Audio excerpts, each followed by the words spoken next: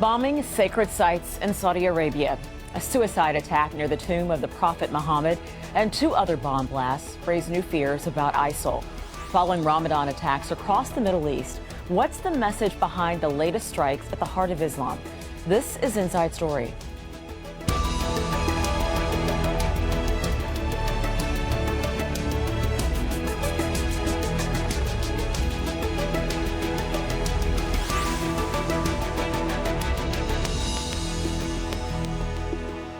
Hello and welcome to the program. I'm Richelle Carey. ISIL is yet to take responsibility for three seemingly coordinated suicide attacks in Saudi Arabia. The strikes on Monday at the heart of Islam round off a deadly holy month of Ramadan. ISIL fighters have claimed other attacks in Jordan, Lebanon, Turkey, Bangladesh, and Iraq. Muslims are particularly disturbed as they prepare to celebrate the Eid holiday. The attacks appear to be a deliberate strategy by ISIL to project strength abroad after losing territory in Iraq and Syria. There's so much to discuss, but first, Al Jazeera's Imran Khan sets things up. Saudi Arabia comes to terms with the latest attacks in the kingdom following the bloodiest holy month of Ramadan in recent years.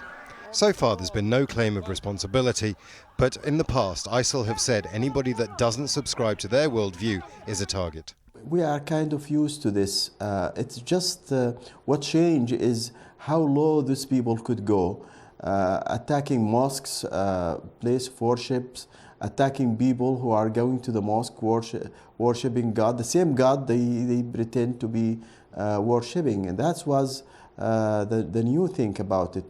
The first big attack of the past month was in Istanbul. 3 suicide bombers attacked Ataturk airport, killing and injuring dozens of airline passengers. Turkish government leaders blamed attackers from Russia, Uzbekistan and Kyrgyzstan. And last Saturday night, the biggest attack since 2003 in Iraq struck the center of Baghdad, again killing at least 200 Iraqis and injuring many more. The cleanup operation and recovery of the bodies continues.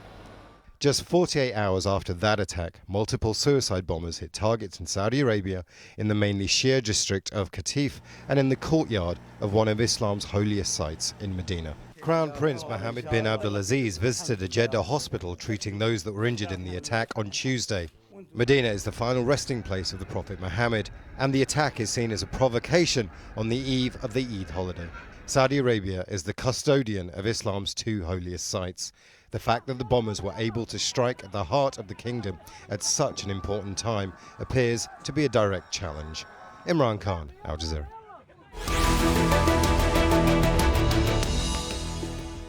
And time to bring in our guests now. In London, Rashad Ali, resident senior fellow at the Institute for Strategic Dialogue.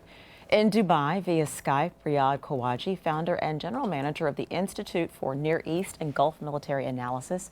And also in London is Matthew Henman, head of the IHS Jane's Terrorism and Insurgency Center. And welcome to all of you. Rashad, I want to start with you, and I want to start with the most recent attacks last night in Saudi Arabia. Why those particular locations? Well, I think there's 3 very different attacks. The first one, which took place in Jeddah, was, I think, quite symbolic, given that it was the American consulate in Jeddah. The second, obviously, in Qatif is a particular a Shia dense population as well, so there's an element of the sectarianism there. And the third in Medina, well, it's very difficult for people to comprehend this. But essentially, it's striking in the heart of Saudi Arabia. ISIS has made it very clear that whilst Al-Qaeda may well have stated that Saudi Arabia and the House of Saud is a dynasty that needs to come down, ISIS wish to make it very clear that they are intent on bringing it down and creating the discord and the polarization within it. So I think there's a number of different local realities, as well as the broader things that you mentioned, that actually we're looking at. We saw an attempt at a suicide bombing in Indonesia today at a police station. We saw the hundreds killed in Baghdad, and we saw the horrific events across Turkey, Bangladesh. We're looking at a change of tactics, or an emphasis, if you like, on attacks outside of their territory. And we will talk about those other attacks as well. And I just need to be clear that ISIL has not claimed responsibility, although this clearly has the hallmarks of ISIL. Rashad, you've lived in Medina. What must the people there be feeling and thinking right now? I think it'll be utter shock. I mean, these are very closed societies, so the understanding of matters in the outside world is also very restricted.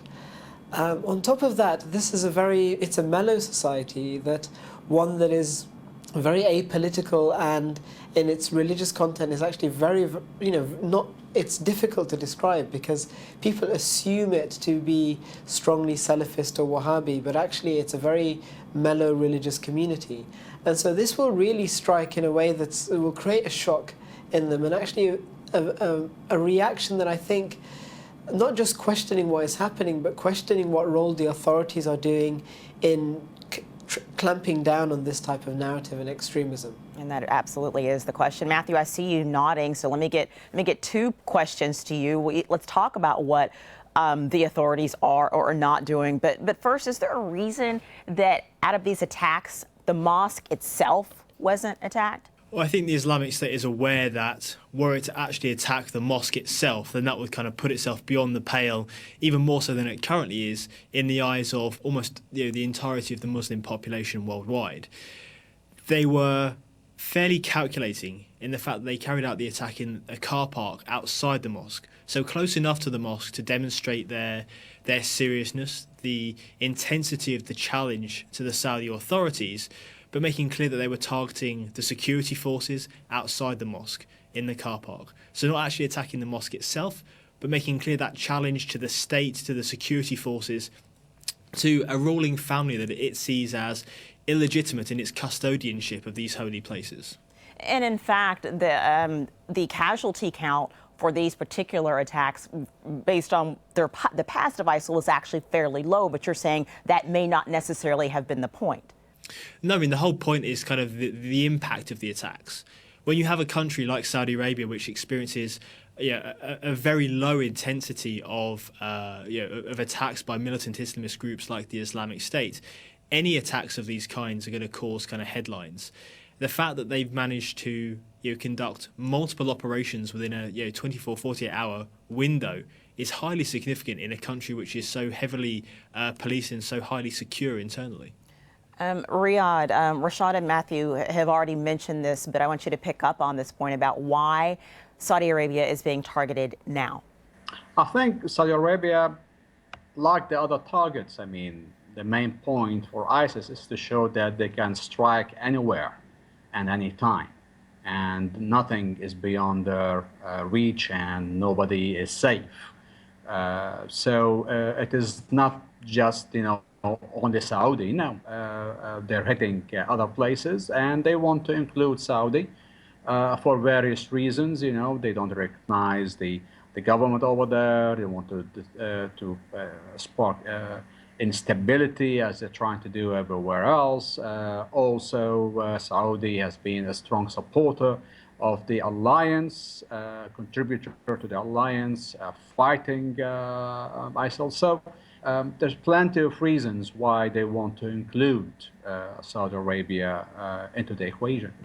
Rashad, given the fact that Saudi Arabia has had a lot of experience dealing with al-Qaeda, should they have more of an upper hand on this? Where do things stand with security? Well, I think as a state, it's very security driven. So as was mentioned already, it's one which the security apparatus strongly clamps down on all types of communication. It's not a state which has open, you don't have, as an example, open protests happening in any of the cities. So this is actually, from that perspective, it's very difficult to stop an attack like this if an individual or individuals wish to do so. But the fact that you've had a number of coordinated attacks, I think, does actually shake the ability of a security state to maintain itself. I think the last time we've had significant attack in any of the holy sanctuaries was Juhayman al-Utaybi, was essentially a uprising aimed at the same intent that al-Qaeda had and ISIS had, which was to reassert a true moral religious authority in Saudi Arabia, i.e. the establishment of a caliphate or a truly Islamic state in Saudi Arabia. And that was the last time we had something like this. And we saw actually back then, the Saudi authorities themselves did not necessarily have the ability of handling that situation, nor did they have the culture, if you like, within their military and security apparatus to be able to go in and engage and deal with this. So it poses all sorts of security dilemmas there. actually I think will challenge the security apparatus in Saudi Arabia in a way that it hasn't really done so in the past. Matthew, you're nodding. How do you see them responding? I mean, it's very difficult to do so. I mean, I think the Saudi authorities are now going to face the same kind of problems that Western security agencies have faced. That when you have networks of people probably returning from fighting in Iraq and Syria who've been trained by the Islamic State, so are well trained in counter-surveillance, in communicating clandestinely, in operating deep within kind of hostile territory and maintaining cover, it's extremely difficult to weed these people out, to discover their intentions and prevent these attacks happening. Now, as has already been highlighted by both of my fellow guests, Saudi Arabia is a very internally secure country. The security forces are very capable in terms of on a regional level, but Western intelligence agencies are struggling with this problem. Are struggling to prevent attacks like we've seen in Brussels and in Paris recently. The Saudi authorities are now facing the same challenge, and I imagine a great deal of international security cooperation and intelligence sharing is going to be required to adequately meet this threat. Riad, what's happening now with Saudi Arabia having to deal with this, how does it impact their involvement in outside situations in Syria and Yemen? Does it have an impact?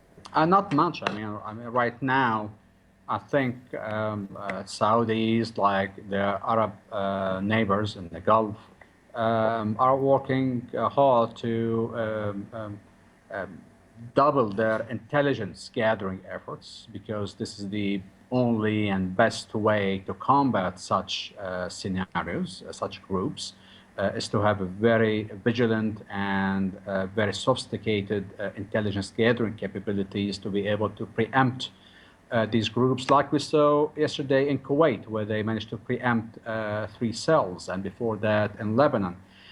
So we need to, the Saudis, I think they're working very hard in that regards. When it comes to Syria, I think the main point of cooperation between the intelligence services is on exchanging information and data of their respective citizens who they know have been to Syria, Iraq, working with Qaeda or with the Islamic State. This is the sort of information they need to know. Who are their relatives? Are they in communication with their relatives to see their potential recruitment capabilities and so forth? This is the sort of intelligence gathering that Saudis and others need to be able to effectively combat ISIL at their home fronts. Rashad, the Russian deputy security chief has a pretty dire warning. He says that if Bashar al-Assad is toppled in Syria, and it is, he puts it, the extremists take over, that what is next on their agenda would be Saudi Arabia. Do you agree with that assessment? I think we have to step back and really think about this. We're listening to the Russian authorities, which are essentially responsible for not just the mass bombing and slaughter of Syrians, which we've seen with weapons grade, which is just short of nuclear weapons being dropped in Syria, but also the targeting of the moderate opposition groups across Syria. I mean, Russia has been instrumental in wiping out the opposition groups which have been fighting against ISIS. And in fact, ISIS has been able to take territory in times when it's losing territory everywhere else, but take territory in parts of Syria precisely because the Russians have wiped out the opposition groups. And it's So I actually think not actually not even clear what he means when he says extremists either. Yeah, and this is the other thing. I mean, 90% of the bombings by the Russians has not been against ISIS at all or against Al-Qaeda operatives. It's actually been against the moderate opposition groups. So I think we should see this for what it is. If it was really the case that we wanted to deal with this problem, and I think there's 3 layers to this. The first is we're never going to deal with ISIS and the creation of terrorism, whether it's the form of Al-Qaeda or the form of ISIS and their offshoots and their recruits, without fundamentally tackling the situation in Syria, which means you can't bomb and blitz and kill 500,000 people, displace 11 million people, and create effectively a massive magnet for terrorism and then believe that you're going to resolve this problem. It's not going to happen. The only way politically we're going to resolve this problem is firstly by dealing with the larger problem in Syria, which means getting rid of Bashar al-Assad. Secondly, we can then start thinking about the measures that were just mentioned, that hold on a security level. We need to move away from just mere containment of ISIS to fundamentally eradicating ISIS, which can only be done once we've resolved the Syrian situation. And thirdly, I think there is the ideological aspect. The pull and the power of these ideas that ISIS and the ideological rendition of Islam, I think we need to really tackle that on the ideological level. If we don't do those three things, I don't think we're ever really going to tackle this. Matthew, I want to pick up on a point that Rashad just said, that the containment is not necessarily going to be effective. And in fact, ISIL has been losing many battles, particularly in Fallujah, but it doesn't necessarily seem to be having an effect. Yeah, absolutely. I mean, I think if you look at the headlines which have been generated over the past 7 to 10 days, how many people are talking about the loss of Fallujah now? You know, people are talking about Istanbul, they're talking about Dhaka, they're talking about Saudi Arabia. And that's precisely the point, half the point of these Islamic State operations. It's to change the narrative. It's to change the narrative from one of the Islamic State continually being defeated and rolled back territorially in Iraq and Syria, to the narrative being of Islamic State is still able to project its strength in multiple countries around the world, despite these losses. The Islamic State's been very clear. They anticipate these territorial losses. They know that they're going to sustain further territorial losses from here, and they've been preparing their supporters from that. In their messaging, they've been very clear. They've been saying it doesn't matter if Fallujah, Mosul, Raqqa fall, the caliphate doesn't die with the loss of those territories, and that's because not only in those countries will they remain and continue to pose a really serious threat to the governments in both countries, but they've now effectively spread so much around the wider region, from Nigeria and West Africa across to South Asia, Bangladesh, Pakistan, Afghanistan, etc., that it's not just a matter of defeating them in Syria and Iraq anymore. You have a worldwide problem that needs to be dealt with now. Let's drill down a little bit more on Iraq first, and this horrible attack with over 200 people being killed. And it seems that the Interior Minister has resigned as a result of this. Would that type of destabilization of the government, is that something that ISIL would see as a victory, Riad?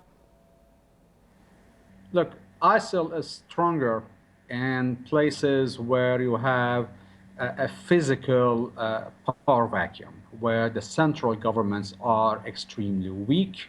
There is a physical space that is empty, territory that is not unruled. This is where they can go and aspire. And you even make ISIL much stronger if this area has the sectarian factor, which they strive on. And this is the formula that makes Iraq, Syria the perfect ground for them to strive. And unfortunately, due to the continued internal political differences inside Iraq, that is making the government very weak, very divided. We've seen very ineffective war against ISIL over there. We've seen continued operation success for ISIL to strike, even though we see them losing ground like happened recently in Fallujah, but they're still powerful in the way they head back. The pain they can still inflict on the state and make it much weaker. So ISIL, one of the reasons ISIL was able to strive is because of the presence of such failed states, unpowered, unruled territory, with the sectarian divide. All these together have created the perfect environment for this group to strive and spread the way it has. Riad, do you agree with that assessment? It seems that so many of the Iraqi people that were able to use their voices after this attack are very frustrated. They are blaming their government and a lack of leadership. Do you agree with that assessment, Rashad? Yeah, I do agree with that. I think I would only add a broader thing again, that we need to see this in the broader context, that actually what's happening in Iraq is not acting independently. This is not happening in a vacuum. Essentially, it's the Iranian regime which is completely controlling that, militarily and also politically. So what you're having is, on the ground, the Iranian regime is dictating both the manner in which the military tactics are engaged with and who is fighting where.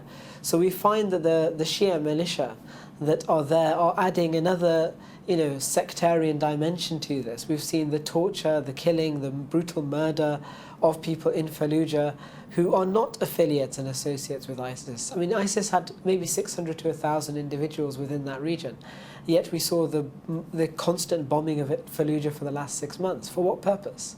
Essentially, in order to achieve some type of revenge attack. This was the type of language that was being used by some of the extreme elements.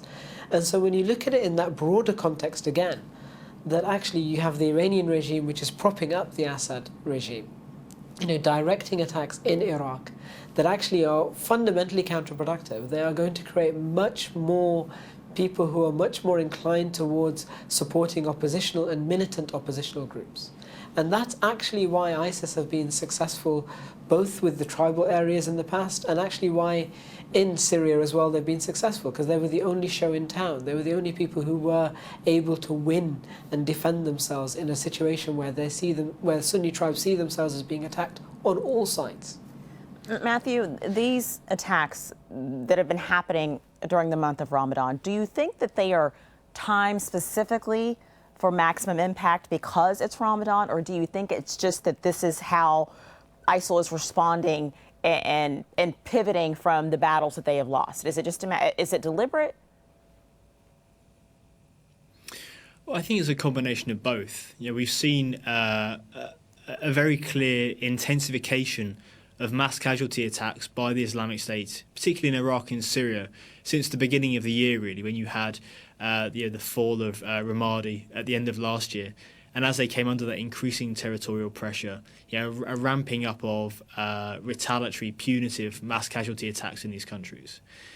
But it's also very much to do with the timing as well with Ramadan. Ramadan, for the Islamic State and its predecessor organisations, has always been a time where they carry out important operations. And of course, 2 years ago, Ramadan was the occasion in which they announced the re-establishment of the caliphate. They became the so-called Islamic State. It's passed a lot of people by that. Only a few days ago was the 2-year anniversary of that declaration, which has then been followed in swift order by all of these important and very significant headline-grabbing operations. It's all specifically designed to celebrate, promote and reinforce the narrative being pushed by the group. Riad, I want to wrap this up by asking you, does it seem that anybody has a clear vision on how to stop ISIL, be it Saudi Arabia, Iraq, the U.S., anybody? Unfortunately not, because each one of these countries have its own agenda. And it seems that everybody is using ISIL as an excuse to enter the Syrian or Iraqi theater for their own purposes. They're going in there to serve their own agendas and doing very little in effectively combating ISIL. And this is also one of the, and ISIL has used this to its own advantage. It has, used the split in the views and these opposite agendas, contradicting agendas, to play around. We've seen them sometimes have this some sort of a lull with the Syrian regime and the Russians, and they have their way in targeting the opposition, and then we find them all of a sudden attacking the Syrian regime. We see them shifting targets internationally and so forth. So unfortunately, it is because of the failure of the international community in combating ISIS effectively that ISIL has become that powerful. And that will be the last word, gentlemen. Thank you all so much. Thanks to Rashad Ali, Riad Kahwaji, and Matthew Henman. Appreciate your time. And thank you as well for watching. You can see the program again anytime if you go to our website. It's aljazeera.com. And for further discussion, visit our Facebook page, facebook.com/AJ Inside Story. You can also join the conversation on Twitter. Our handle is AJ Inside Story. From me, Richelle, Carey, and the entire team, bye for now.